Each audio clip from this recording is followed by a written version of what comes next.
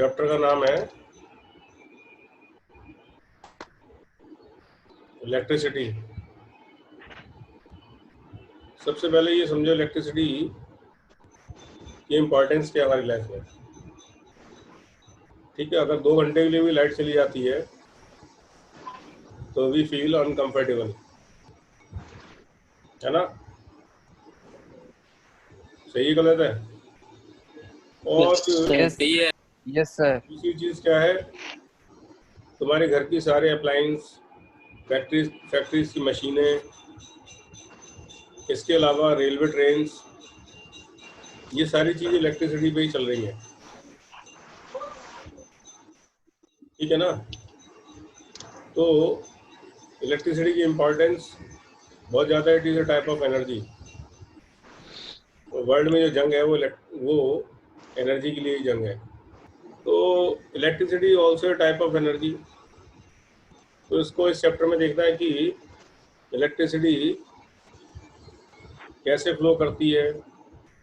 ठीक है, और इलेक्ट्रिसिटी से रिलेटेड दूसरी टर्म्स क्या होती हैं जिसको जानना जरूरी है।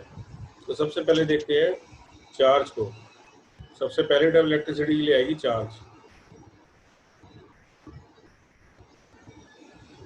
देखो भाई, चार्ज कोई नई टर्म तो है नहीं, क्लास 9 में ही पढ़ा था कि there are of 2 charge particles, electrons and protons.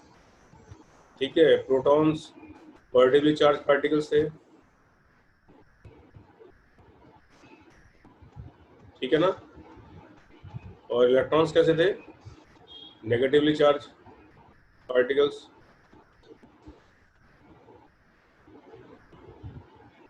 तो यानी चार्जेस आर ऑफ 2 टाइप। पहला होगा तुम्हारा पॉजिटिव चार्ज, एग्जांपल प्रोटॉन। दूसरा होगा तुम्हारा नेगेटिव चार्ज, बोल सकते हो इलेक्ट्रॉन। ठीक है, अब चार्जेस को तुमने कभी फील भी किया होगा। जैसे एक स्केल ले लिया, उसको हेयर से रब कर दिया, ड्राई हेयर से। ठीक है, तो रबिंग करने पर चार्ज क्रिएट हो जाएगा इस स्केल पे, और वो क्या करेगा, छोटे छोटे टुकड़ों को पेपर के अपनी ओर अट्रैक्ट कर लेगा। देखा होगा, टीवी के सामने कभी खड़े हुए तो चार्ज कभी महसूस हुआ होगा। हाथ के जो रोंगटे हैं, बाल खड़े हो जाते हैं, तो इससे ही फील होता है। इसके अलावा सर्दियों में तुमने महसूस किया होगा जब स्वेटर वेटर कभी उतारा होगा अंधेरे कमरे में, तो स्पार्किंग सी हुई होगी। ये भी इंडिकेट करता है कि चार्ज की वजह से ऐसा हो रहा है। ठीक है, तो बहुत सारे तरीके हैं चार्ज को महसूस करने के। तो इंसान शुरू से इलेक्ट्रिसिटी के कांटेक्ट में रहा। जब से पैदा हुआ, बादल बनते थे, बिजली कड़कती थी, बारिश होती थी, हमेशा महसूस करता था इलेक्ट्रिसिटी को। ठीक है, लेकिन उस जमाने में इलेक्ट्रिसिटी को कर्ज कहा जाता था, अभिशाप कहा जाता था, क्योंकि कभी कभी इलेक्ट्रिसिटी यानी लाइटनिंग होने से इतना अमाउंट में इलेक्ट्रिसिटी पास हो जाती थी कि उसकी भैंसें, गायें, पशु या खुद इंसान भी मर जाया करते थे। तो वो सोचा करते थे कि भाई जो है कुछ इंद्र देवता हम पे जो है हमसे कुपित हो गए, हमें श्राप दे रहे हैं। तो ऐसी भावनाएं पहले चला करती थी। धीरे धीरे हमने चार्जेस को समझा तो समझ में आया ये नेचुरल फेनोमेना है, और इसका इन बात से कोई रिलेशन नहीं है, किसी तरह कोई आकर्ष या बूम वगैरह नहीं है। ठीक है ना? तो अब बात आती है कि चार्जेस के बारे में थोड़ा सा और देखते हैं। अब चार्जेस के लिए कुछ एसेंशियल पॉइंट है। पहला पॉइंट पहले लिख देता हूँ उसे, एसेंशियल पॉइंट्स अबाउट चार्जेस।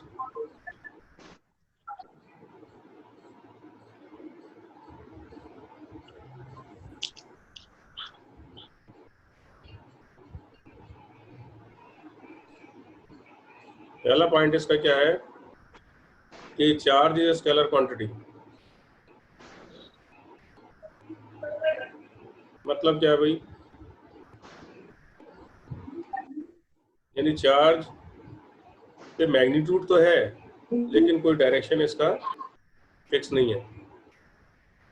लेकिन लगता तो ये है कि एक तार है ना, उस तार से कोई बल्ब जला, लगता ये कि इसमें करंट का एक डायरेक्शन फिक्स है।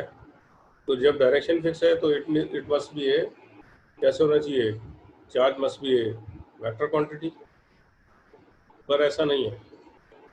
ऐसा इसलिए नहीं है क्योंकि चार्ज वेक्टर्स लॉ को फॉलो नहीं करता है।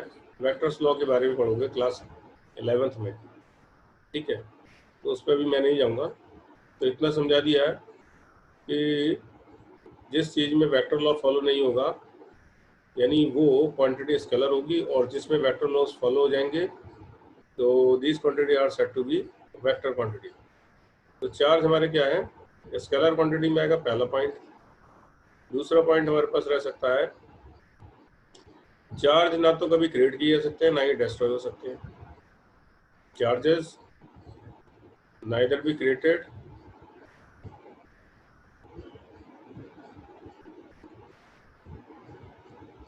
Nor destroyed.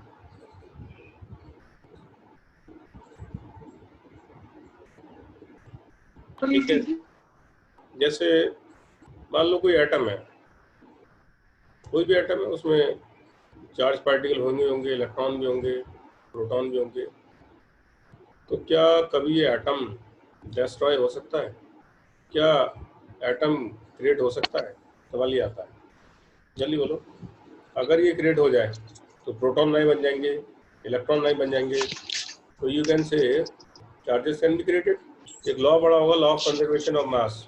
तो अगर ऐसा होता कि एटम्स क्रिएट हो जाते, यानी इस अर्थ पर जितने भी एटम्स हैं वो फिक्स्ड हैं। जब वो फिक्स्ड हैं तो ऐसा हो सकता है कि charge can be transfer from one object to another object, but charge can not be created and और डिस्ट्रॉयड। चार्ज कभी भी डिस्ट्रॉय नहीं होगा, कभी क्रिएट नहीं होगा, ट्रांसफर हो सकते हैं। फॉर एग्जांपल, जैसे मान लो कि मैंने किसी चार्ज ऑब्जेक्ट को किसी नॉन चार्ज ऑब्जेक्ट से टच कर दिया, तो होगा क्या, इस नॉन चार्ज ऑब्जेक्ट में, ये अगर नॉन चार्ज है, नॉन चार्ज ऑब्जेक्ट, ठीक है, और ये अगर चार्ज ऑब्जेक्ट है,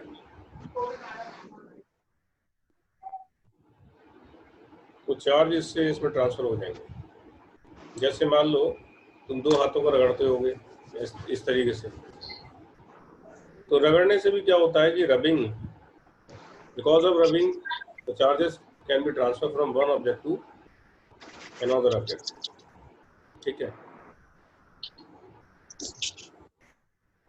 तो दूसरा पॉइंट अच्छे से समझ आ गया होगा कि charge neither be created nor be destroyed। अब चार्ज क्वांटिटाइज होते हैं। कैसे होते हैं? क्वांटिटाइज। क्वांटिटाइज का मीनिंग क्या है? यानी क्वांटिटी में रहेंगे, 1 2 3, 3.5 तो बोलोगे नहीं, ठीक है, तो इलेक्ट्रॉन्स के मल्टीपल में रहते हैं। क्वांटिटाइज मीन्स कि they are found in the multiple of electrons.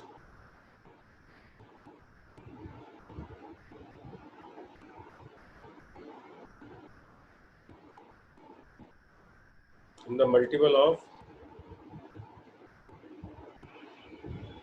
Electrons. 10 electron हो गए तो ये चार्ज आ गया, 15 इलेक्ट्रॉन हो गए, और एक इलेक्ट्रॉन पे जो चार्ज है वो होता है 1.6 into 10 to the power minus 19 coulomb. 10 coulomb is the unit of charge, ठीक है ना। तो इस तरीके से चार्ज विल बी क्वांटिटाइज। तो Q equals to charge equals to रहता है N into E, where N belongs to natural number. ये फॉर्मूला यूज हो गया, इतना ही ठीक है। अब थोड़ा सा आगे देखते हैं करंट क्या है। इलेक्ट्रिक करंट को बता रहा हूँ। अच्छे से समझते हो करंट, है ना? बिजली से डरते हो ना, करंट से डरते हो, वही चीज है करंट। तो करंट का मतलब ये क्या होता है? The rate of flow of charges is called current. The rate of flow of charges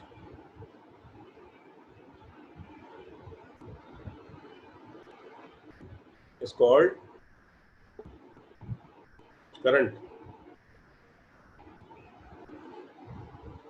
समझ आती बात? जैसे एक वायर है, वायर में इलेक्ट्रॉन्स होंगे, मेटल है, ठीक है? मेटल्स में फ्री इलेक्ट्रॉन्स होते हैं, मेटल कंटेन फ्री इलेक्ट्रॉन्स। अब ये जो फ्री इलेक्ट्रॉन्स होते हैं, ये अगर मूव कर जाए, जब तक ये मूव नहीं करेंगे current can not B constitute. और जैसे ये मूव करेंगे एक प्लेस से दूसरी तरफ, you can say the current will flowing from A to B because the charges are flowing from A to B, है ना? तो यानी चार्जेस के फ्लो करने से करंट बनता है। लेकिन हम कन्वीनियंटली क्या कहते हैं, अगर इलेक्ट्रॉन्स का डायरेक्शन हमारा ये चल रहा है, electrons are negatively charge particle, they move towards the positive end of the wire. Suppose करते हैं B इज पॉजिटिव है, तो नेगेटिव चीजें कहाँ जाएंगी? पॉजिटिव की तरफ को। तो हमने देखा भाई नेगेटिव टू पॉजिटिव मूव कर रहे हैं इलेक्ट्रॉन्स। प्रोटॉन तो मूव करेंगे नहीं because they are inside the atom और उनकी पोजीशन फिक्स है। तो which are free? Only electrons are free, they can move. जब इलेक्ट्रॉन मूव करेंगे एक एंड से दूसरी तरफ, तो कह सकते हो कि चार्जेस फ्लो कर रहे हैं। Where the flow of charges there is electric current. तो हमने देखा पॉजिटिव नेगेटिव से इलेक्ट्रॉन नेगेटिवली चार्ज हैं, ये मूव कर रहे हैं पॉजिटिव की तरफ को। तो नेगेटिव टू पॉजिटिव चल रहा है, लेकिन कन्वीनियंटली हम जो यूज करते हैं, जो करते हुए आए हैं, करंट का जो डायरेक्शन है,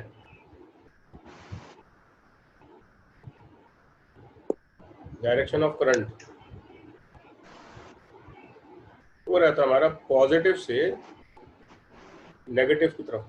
तो ध्यान रखना इस बात को। एक्चुअल में क्या चल रहा है अंदर? नेगेटिव से पॉजिटिव चल रहा है, लेकिन हमने शुरू से इसको यूज किया पॉजिटिव से नेगेटिव को, तो आज भी हम इसी बात करते हैं। तो इन circuit diagram you have to indicate the direction of the current from positive end to negative end। ध्यान रखना है इस बात को। अभी मैं सर्किट डायग्राम जब बनाऊंगा थोड़ा सा और इसमें डिस्कस करूंगा इस बात को। बात समझ आई ना? तो इलेक्ट्रिक करंट का मतलब ये है कि चार्जेस का फ्लो करना क्या होता है? Electric current. अब इसी में थोड़ा सा बात कर लेते हैं इसके फॉर्मूले के लिए। भाई किसी का भी रेट किस हिसाब से चलता है फिजिक्स में? Rate of flow of charge है ना। तो rate of flow of charge का मतलब क्या है? विद रिस्पेक्ट टू टाइम, कितने टाइम में चार्जेस फ्लो कर रहे हैं। तो यानी चार्ज को बोल देते हैं क्यू, तो क्यू बाई टी। चार्ज की यूनिट क्या है? कूलाम। टाइम की यूनिट क्या है? सेकंड। तो 1 कूलाम पर सेकंड इज इक्वल टू रहता है 1 एम्पियर। एम्पियर एक साइंटिस्ट थे, उन्हीं के नाम पर ये यूनिट रखी गई है। कूलाम इज ऑल्सो यूनिट, ये भी एक साइंटिस्ट थे कूलाम, जिसके हिसाब से इसकी चार्ज की यूनिट रखी गई। ठीक है, तो ये फॉर्मूला बहुत इंपॉर्टेंट है इलेक्ट्रिसिटी में, I equals to Q I T. यानी चार्जेस का फ्लो किस रेट से हो रहा है ना। मान लो उसको और दूसरी तरीके से समझो।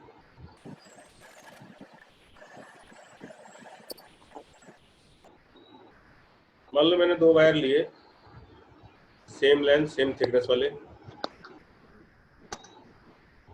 ठीक है। एक और वायर ले लिया। अब मान लो इसमें 10 इलेक्ट्रॉन्स जो फ्लो करते हैं वो 20 सेकंड में करते हैं।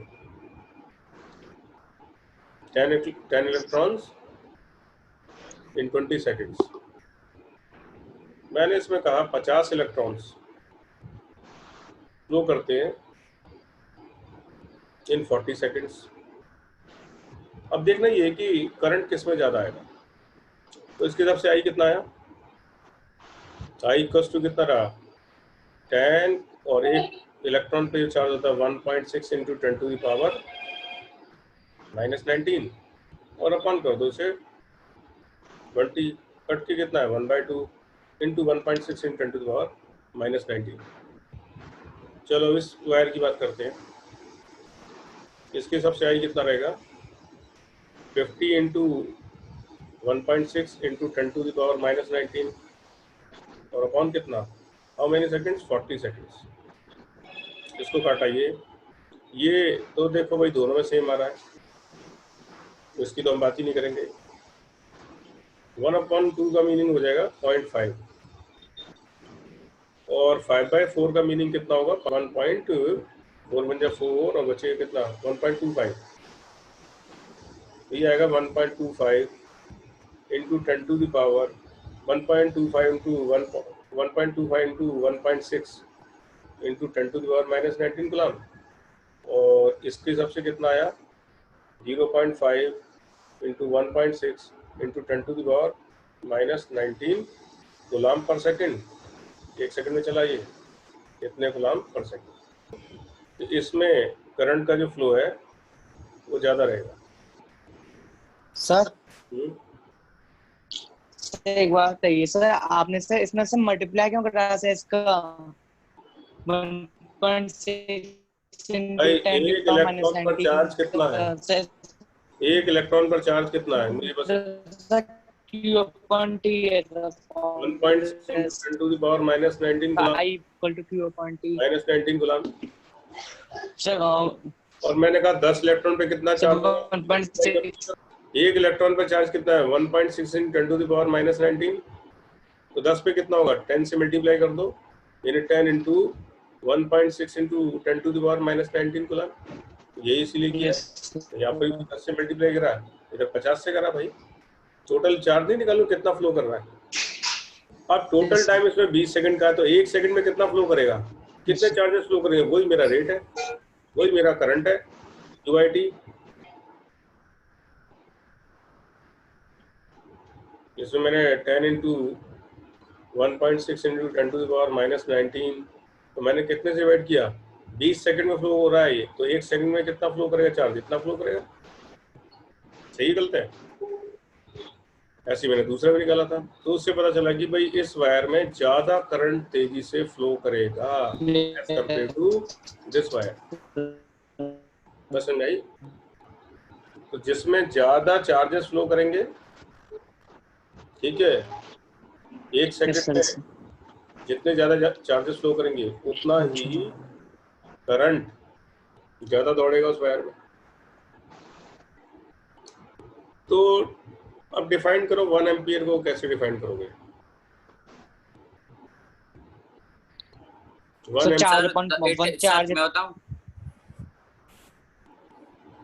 सो 1 चार्ज पर सेकंड। देखो करंट का फॉर्मूला क्या था I equals to Q by T था। I equals to Q by T। मुझे 1 एम्पियर निकालना है तो एक कूलम का चार्ज फ्लो करे एक सेकंड में। मान लो ये वायर यानी 1 एम्पियर को you can easily define if 1 coulomb of charge flow in 1 second it constitute 1 ampere of current। एक कूलम का चार्ज अगर एक सेकंड में फ्लो कर रहा है किसी वायर में from one end to another end the amount of the current will be 1 ampere. 1 coulomb of charge ये मूव कर रहा है इस तरीके कितने टाइम में 1 सेकंड में तो कितना करंट आएगा I इक्वल्स टू 1 एम्पियर इस केस में। बात समझ आई। तो एक एम्पियर को कैसे डिफाइन करोगे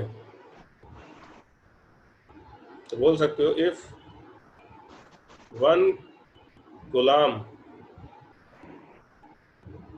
charge is flowing per second in 1 second from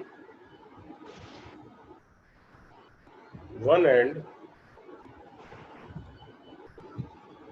to another end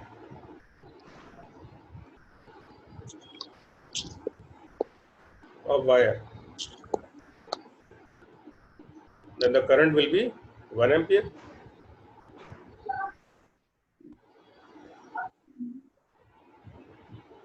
Current is 1 ampere. बस समझ में आई? Yes sir.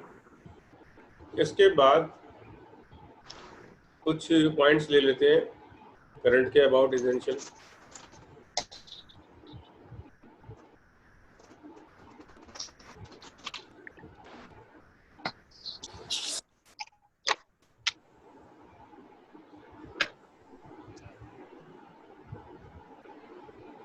ठीक है,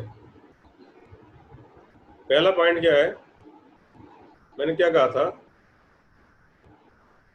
करंट इज, जब चार्जेस स्केलर क्वांटिटी है। अच्छा, करंट क्या था, करंट तुम्हारा I इक्वल्स टू QIT था, ये स्केलर है, स्केलर। ठीक है। जी सर। टाइम भी कैसी है, स्केलर ही है, सही है गलत है? Yes sir.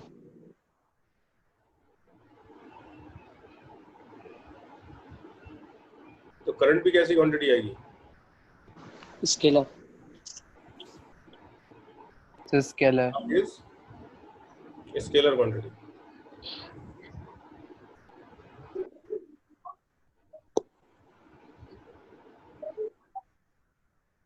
समझ आती है ना बात? जी सर। Yes sir. जैसे वेलोसिटी यस था, सर, सही है। Yes sir. वेलोसिटी क्या था, displacement upon time, D displacement, upon T. Yes. ठीक है ना। एक क्वांटिटी अगर वेक्टर हो जाए तो वेक्टर ही आया था रिजल्ट, पढ़ा होगा क्लास 9 में। तो velocity is yes also sir. Vector quantity, इसका एक डायरेक्शन हो जाएगा, वो डायरेक्शन कौन देगा, डिस्प्लेसमेंट देगा। इसमें दोनों ही नॉन डायरेक्शन वाली चीजें हैं, कूलम और सेकंड, है ना। तो इसलिए current will also a scalar quantity, कोई डायरेक्शन देने वाली चीज ही नहीं बनेगी। जबकि लगता हमें देखने में ऐसा है कि current is flowing in a fix direction, लेकिन फिर भी ये स्केलर क्वांटिटी है, because it does not follow the law of vectors, vectors law को फॉलो नहीं करते। नेक्स्ट पॉइंट क्या है कि current in a circuit is measured by the instrument called ammeter. Ammeter से करंट को नापा जाता है। किससे नापते हो? Ammeter. Current is measured by ammeter.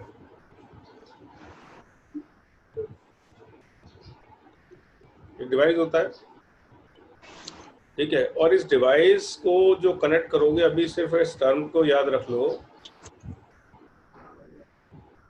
Series में ये कनेक्ट होगा, because in series the current is constant. In series, ये रट्टा मार लीजिए अभी थोड़ी देर के लिए, फिर जब हम सिस्टम पे पहुंचेंगे तो अच्छे से समझ में आ जाएगा। In series yes sir.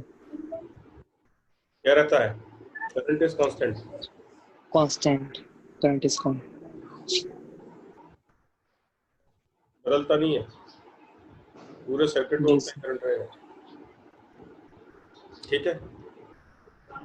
बस समझ में आती है इतनी? Yes sir. नेक्स्ट ले लेते हैं कि एमीटर को कैसे कनेक्ट करोगे, जो भी बताया था। सीरीज में सर। बिल्कुल, एमीटर इज ऑलवेज कनेक्टेड इन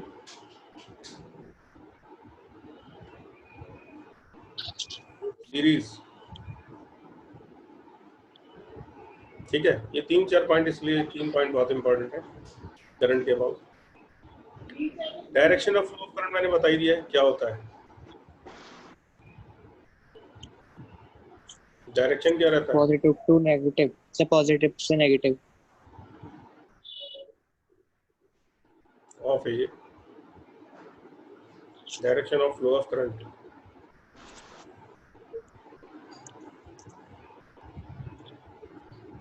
ये कितना रहता है, कहां से कहां पे रहता है, positive end to negative. Negative end in the circuit,